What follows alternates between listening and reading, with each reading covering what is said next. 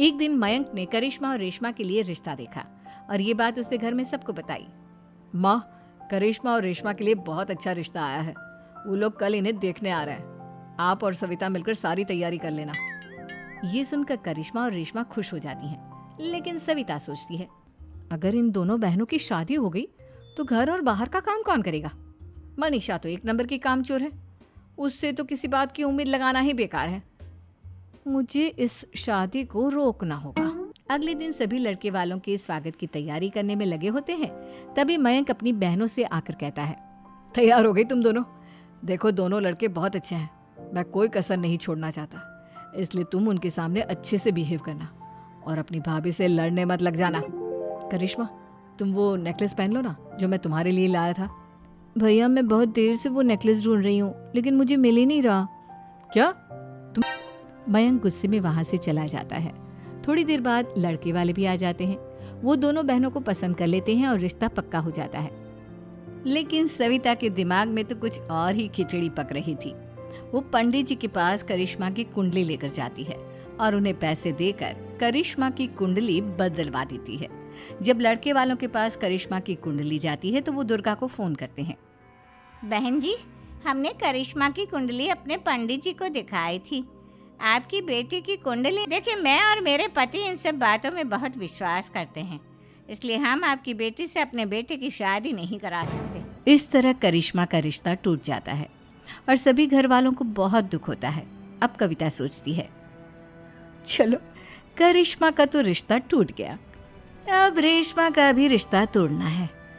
क्या करूं? अब सविता आवाज बदलकर किसी अननोन नंबर से रेशमा के होने वाले ससुराल में फोन करती है।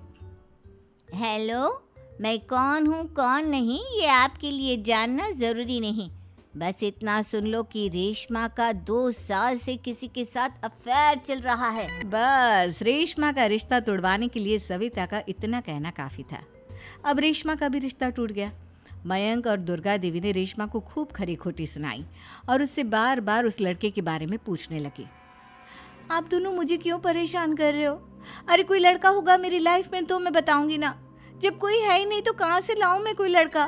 तो तेरे होने वाले ससुराल वालों को फोन किसने किया था? माँ, मैं नहीं जानती किसने फोन किया था, मैं सच कह रही हूँ। मैं तो आप चुप रहिए भाभी, ये सब आपका ही किया धरा है। अब तीनों बहनों को विश्वास हो जाता है कि ये सब उनकी भाभी ही कर रही है। तीनों बहनें अपनी भाभी को सबक सिखाने के लिए एक वकील कर लेती है और घर में हिस्सा मांगना। देखो भैया, माँ बाप की जायदाद में जितना बेटों का हक होता है उतना ही बेटियों का, इसलिए इस घर के 4 हिस्से होंगे और हमें अपना हिस्सा चाहिए। मैंने तुम्हारे लिए क्या क्या नहीं किया और तुम इस घर में हिस्सा मांग रही हो? भैया, आप और माँ हम बहनों की कोई बात नहीं सुनते हो और भाभी हमारी शादी नहीं होने देगी क्योंकि उन्हें लगता है कि आप हमारी शादी में ज्यादा पैसा लगाओगे और उन्हें हम जैसी फ्री की नौकरानी कहाँ मिलेगी, तो हम भाभी के साथ तो रह नहीं सकते। हम अरे तुम्हें शर्म आनी चाहिए अपनी भाभी पर ऐसा इल्जाम लगाते हुए।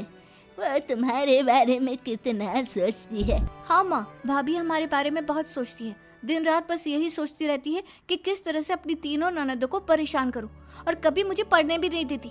दोनों बहनों का रिश्ता भी तो इन्होंने ही तोड़वाया है और रात में हमारे कमरे में आकर हमारी चीजें भी चुराती हैं। इसी तरह सविता की तीनों ननदें अपनी बात पर अड़ी रही।